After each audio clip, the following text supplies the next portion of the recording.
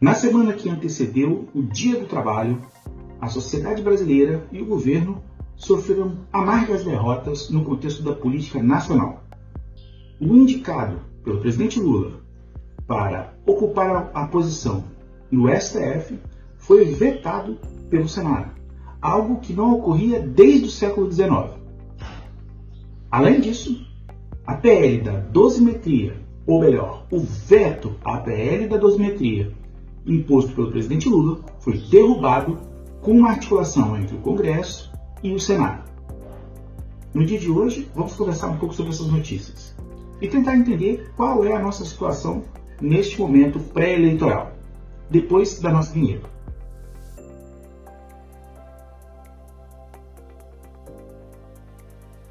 Pessoal, de novo eu quero agradecer a presença de vocês aqui. Sem vocês, esse canal não teria nem continuado, certo? Deixe seu like, se inscreva, deixe um comentário, sempre de forma respeitosa, que eu prometo ler todos, beleza? O indicado para a posição do ministro Barroso no STF, Jorge Messias, apesar de ter tido um longo período aí para tentar costurar o seu apoio, foi barrado na votação no plenário do Senado. História do país, o Senado rejeitou hoje o nome de Jorge Messias ao Supremo Tribunal Federal. Foram 42 votos contrários e 34 a favor. É a primeira vez, anota aí, desde 1894, que um indicado pelo presidente da República ao Supremo Tribunal Federal é barrado pelo Congresso Nacional. A gente vai lá. Eu queria agradecer a presença de toda a imprensa aqui nesta noite, dizer que sou grato a Deus por ter chegado até aqui. Eu cumpri o meu desígnio, participei de forma íntegra e franca de todo este processo, me submeti durante 5 meses a um escrutínio que é decorrente do próprio processo constitucional. Fui recebido por 78 senadores, fui recebido de forma generosa. Eu não tenho nada a falar, nem a reparar acerca da conduta de ninguém. Eu só sou grato aos votos que recebi. Acho que cada um de nós cumpre um propósito. Eu cumpri o meu. Vim hoje, participei, me submeti a uma sabatina de coração aberto, de alma leve, com espírito franco. Falei a verdade, falei o que penso, falei o que sinto, demonstrei o que sinto. Agora, a vida é assim, gente. Tem dias de vitórias e tem dias de derrotas. Nós temos que aceitar. Se o Alcolumbre tivesse apostado ontem quanto ia ser o placar lá na sabatina do Jorge Messias, eu acho que ele teria acertado. Porque instantes antes do painel do Senado mostrar o placar, que resultou na rejeição do Messias, ele disse o seguinte para o também senador Jacques Wagner, que é líder do governo: acho que vai perder por 8. Na sequência, veio a confirmação da decisão do Senado. Foram registrados 42 votos pela rejeição, 34 pela aprovação. Ou seja, o Alcolumbre cravou a diferença na votação. Vamos assistir o vídeo. Vou encerrar a votação. Está encerrada a votação. Determina a Secretaria-Geral da Mesa que mostre no painel o resultado. Acho que vai perder por 8. Só um minuto. Peço atenção. Peço atenção. Peço atenção do plenário. Peço atenção. Rejeitar um indicado do presidente da República é algo que não acontece desde o século XIX. Os últimos indicados rejeitados foram na presidência de Floriano Peixoto. Após a rejeição, vazaram informações de que Alcolumbre, presidente do Senado, articulou e pediu votos contra Messias. Ciro Nogueira chegou muito alegre, muito sorridente, logo foi ladeado pelo senador Ciro Nogueira. Você que está com a sua tela, ele está à esquerda. Ciro Nogueira é um dos principais nomes do Centrão, de oposição ao governo. Eles se cumprimentam efusivamente. Eu estou aqui tentando traduzir os sinais que a política e a imagem nos mostram. Davi Alcolumbre estava com cara de muito feliz. E quando Davi Alcolumbre está com cara de muito feliz é porque ele acha que ele se aproxima de uma vitória. E aí é bom a gente entender o que Davi Alcolumbre entende por vitória. A vitória que deixaria Davi Alcolumbre feliz como ele está agora seria a derrota de Lula, a derrota de Jorge Messias.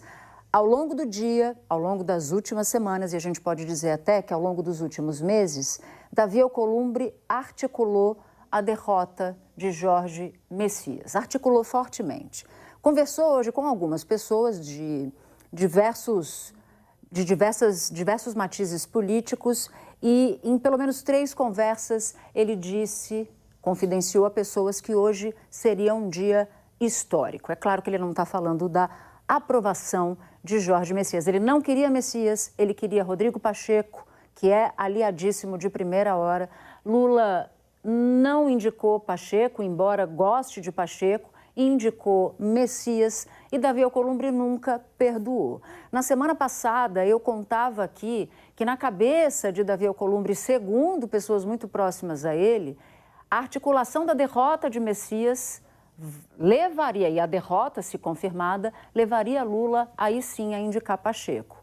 Mas ministros do governo disseram que se Messias fosse derrotado, Lula não faria a vontade de Davi Alcolumbre. Alcolumbre nega, tá? Hoje, diante de reportagens que relatavam isso que eu estou contando, de que ele está pedindo votos contra Jorge Messias, ele negou veementemente, lamentou as conversas assim de pé de ouvido, mas os bastidores são assim mesmo. A gente muitas vezes flagra pelo bastidor aquilo que não se quer revelar publicamente. E aí... uma clara represália ao fato do presidente Lula não ter indicado a pessoa que ele escolheu para ocupar essa vaga no Supremo Tribunal Federal, que era o antigo presidente do Senado, Rodrigo Pacheco. No momento da gravação desse vídeo, ainda não ficou muito claro qual vai ser a ação por parte do governo, mas ficou bem claro que Alcolumbre manobrou para que o indicado de Lula não fosse aceito. No último ano da presidência norte-americana do presidente Barack Obama, um ministro da Suprema Corte infelizmente faleceu, o que abriu mais uma vaga para o Supremo Tribunal Federal de lá. Obama designou nesta quarta-feira o juiz Merrick Garland para a Suprema Corte. Durante o ato, o presidente pediu à oposição republicana que controla o Senado que seja justa com ele e disse que o sistema judiciário do país vai sofrer se essa nomeação se transformar em uma disputa política. Se for confirmado pelo Senado, o juiz de 63 anos vai cobrir a vaga deixada na máxima corte do país por Antônio Scalia, que morreu em fevereiro e que era um estandarte para os conservadores. Obama pediu a rápida confirmação, apesar dos líderes republicanos do Senado desejarem adiar a votação para depois das eleições presidenciais de novembro. O presidente americano destacou que Garland, que atualmente é juiz na Corte de Apelações do Distrito de Colômbia, tem não só uma reputação impecável, mas integridade, compaixão e respeito pelas leis do país. Considerado como um modelo perfeito de juiz neutro e com uma mente brilhante, Garland obteve em 1997 a aprovação de boa parte dos republicanos do Senado e, por isso, agora os conservadores têm a difícil missão de justificar um bloqueio. Obama fez a sua indicação, como prerrogativa do seu cargo. No entanto, o Senado, que era de maioria republicana, simplesmente não votou o nome. Sem surpresas, a reunião entre Barack Obama e vários senadores republicanos para tentar aproximar posições acerca do nome do juiz que será proposto pelo presidente democrata para o Supremo Tribunal dos Estados Unidos foi curta e sem resultados. O encontro estava condenado de antemão, já que o líder republicano no Senado, Mitch McConnell, tinha indicado num artigo publicado na manhã desta terça-feira que não é Obama quem deve escolher o sucessor do falecido juiz Antonin Scalia e que a tarefa deverá ser atribuída ao próximo ocupante da Casa Branca, saído das eleições de novembro. Falecido a 13 de fevereiro, Scalia era um dos mais conservadores juízes do Supremo Tribunal. Obama ainda não avançou nomes, mas os republicanos temem a escolha de um moderado que faça pender a instância a favor dos democratas. Com a morte de Scalia, o Supremo encontra-se atualmente dividido, com 4 juízes favoráveis à administração e 4 conservadores. A indicação ficou parada por meses e meses. E empurraram a votação para o próximo mandato, que no caso foi vencido por Donald Trump. Trump, por sua vez, indicou outra pessoa, um conservador mais a sua característica para o tribunal, o que foi votado e aceito sem problemas. O juiz Neil Gorsuch prestou juramento nesta segunda-feira como novo magistrado da Suprema Corte dos Estados Unidos. Após uma cerimônia protocolar privada na sede da Suprema Corte, Gorsuch, de 49 anos, repetiu o juramento diante do presidente Donald Trump nos jardins da Casa Branca. Justice Gorsuch, you are now entrusted with the sacred duty. Juiz Gorsuch, você está agora incumbido com o dever sagrado de defender nossa Constituição. Nosso país conta com você para ser esperto, imparcial e justo, para servir às nossas leis e não acima delas, e para garantir o direito das pessoas de governar seus próprios assuntos. And to safeguard the right of the people to govern their own affairs. O magistrado disse estar honrado pela confiança depositada nele e prometeu fazer tudo o que estiver ao seu alcance para ser um fiel servidor da Constituição e das leis americanas. O Senado dos Estados Unidos confirmou Gorsuch como novo magistrado da Suprema Corte na sexta-feira, encerrando uma batalha política de mais de um ano e inclinando a balança a favor dos conservadores neste tribunal. O juiz federal conservador do Colorado teve 54 votos a favor e 45 contra. A chegada dele à Suprema Corte é a realização de uma promessa de campanha feita por Trump, a de nomear juízes abertamente conservadores para este tribunal. Essa nova composição do tribunal deles, de maioria esmagadora ultraconservadora, foi o que permitiu a Trump escapar da prisão. E não somente isso, conseguir uma decisão do Supremo de que qualquer coisa que o presidente faça no exercício do seu mandato não é crime. E sobre Estados Unidos, sobre ainda reflexo desse debate, mas também tem novidades. Patrícia Vasconcelos, diretamente dos Estados Unidos, de Washington. Patrícia, bom. Oi, Léo. Boa tarde a todos que acompanham o Poder Expresso. A gente teve uma decisão de hoje, Leonardo, a segunda-feira, da Suprema Corte, que dá imunidade aos presidentes em processos criminais. Foi uma decisão por maioria, 6 votos a favor, 3 contra. E por que isso influencia as eleições? Isso influencia Donald Trump, na verdade, já que ele ainda responde a 3 processos criminais, sendo um aqui na capital Washington e outros 2, um na Geórgia e outro na Flórida. Ele é acusado de conspirar contra o país por incentivar os apoiadores a invadir o Capitólio. Tem também aquela história do processo da Flórida, dele ter levado os documentos secretos da Casa Branca para a mansão em Mar-a-Lago. Como a Suprema Corte, Léo, decidiu que qualquer presidente americano ele tem ampla imunidade por atos relativos ao momento em que ele estava na presidência, isso influencia muito Donald Trump nesses processos. Trump ganhou a possibilidade de cometer qualquer crime que ele queira no exercício do mandato, sem qualquer tipo de responsabilização futura. Percebe aí alguma semelhança com o Brasil? Alcolumbre já avisou que não pretende avaliar nenhum outro nome antes das eleições de outubro. E justificável pelo dia de hoje. Para senadores, Davi Alcolumbre disse que só vai avaliar uma nova indicação do presidente Lula, a vaga aberta no STF, depois da eleição, Daniel. Pois, e agora, o que tem dito Davi Alcolumbre a alguns senadores, e eu falei com 3 deles, é que até as eleições, nada de indicação. Nem mesmo se for o senador Rodrigo Pacheco, que é a preferência dele. Na avaliação dele... Ou seja, ele está apostando na possibilidade de que Flávio Bolsonaro vença em outubro. Nesse caso, ele vai empurrar essa votação para o próximo mandato, para que Flávio possa indicar não apenas a vaga a Barroso, mas também as outras 3 vagas que vão surgir nos próximos 4 anos no STF, dando a oportunidade de colocar vários bolsonaristas dentro da Suprema Corte.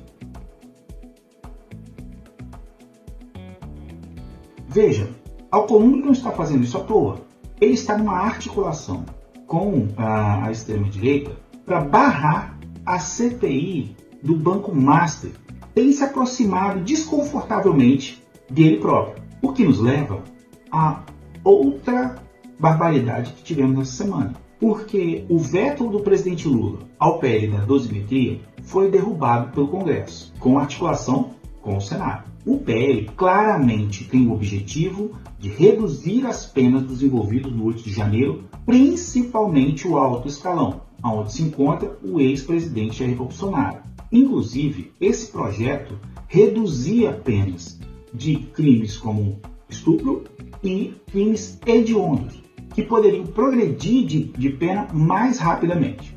Embora o pessoal da direita, os parlamentares de direita tenham dito que isso era invenção da esquerda e uma série de outras coisas, Alcolumbre, no momento de aprovar a derrubada do veto, fez algo inusitado. Ele desmembrou o veto do presidente Lula. E a parte do texto que ia beneficiar os crimes hediondos, estupradores e etc., foi mantido o veto. E na outra parte, a que beneficia apenas o pessoal do 8 de janeiro, eles derrubaram o veto. O efeito prático disso é Bolsonaro pode estar de volta às ruas entre 2 e 4 anos a partir de agora. Porque a direita, tradicionalmente, nunca teve movimentos de rua que lhe desse legitimidade. Esse movimento é precioso para essa turma, não por conta dos Bolsonaro, mas pelas paixões que movimentam e pelos votos que pode atrair. Ao barrar a indicação do presidente Lula e derrubar o veto, duas coisas estão ocorrendo. Há um aceno claro para a base bolsonarista, de que em breve o seu líder estará de volta, e ao mesmo tempo abala um pouco a imagem de Lula, que estava bastante em evidência após as visitas na Europa. Caminhando para o final, pessoal, a gente precisa ficar calmo, a gente precisa ter tranquilidade para observar o jogo. Nós conhecemos, sempre desde o começo a gente conhecia que tipo de Congresso a gente tem. Alcolumbre sempre foi uma raposa felpuda. Todos nós sabíamos disso e o presidente Lula com certeza também sabe. Mais do que nunca, nesse Dia do Trabalhador, nós não podemos deixar o desânimo tomar conta. Foi uma derrota? Sem dúvida foi uma derrota. Mas é um sinal claro de que eles estão com medo de que Lula vença no primeiro turno. Por isso, esse tipo de movimentação, inclusive de barrar um nome indicado ao STF, algo que não acontecia há séculos. Então, precisamos ter calma, colocar o pé no chão, entender que sim, é uma vergonha que o Congresso se articule para fazer esse tipo de maracutaia. E ainda se articule para que a proposta do fim da escala 6x1 seja sabotada de todas as formas. Mas nós não vamos entregar o jogo. Nós vamos continuar pressionando pelo fim da escala 6x1, para que a classe trabalhadora tenha um pouco mais de dignidade.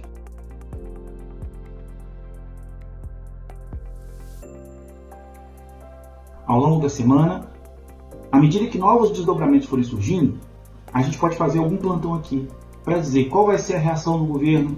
Será que o Lula vai exonerar os indicados do Alcolumbre que estão no governo? Porque existem vários indicados do Alcolumbre no governo. Será que vai ser essa a reação? Talvez não. Me parece que o presidente Lula está fazendo uma análise de qual seria a melhor ação a tomar. Alcolumbre vai se livrar do problema do Banco Master? Não necessariamente. Impedir uma CPI impede a exposição do caso, mas a Polícia Federal continua investigando. Eu agradeço você que ficou comigo até aqui. Peço que você deixe um like, um comentário. Eu sou o Francisco Simonassi, esse é o canal Só um Adendo. Um forte abraço e até o próximo vídeo.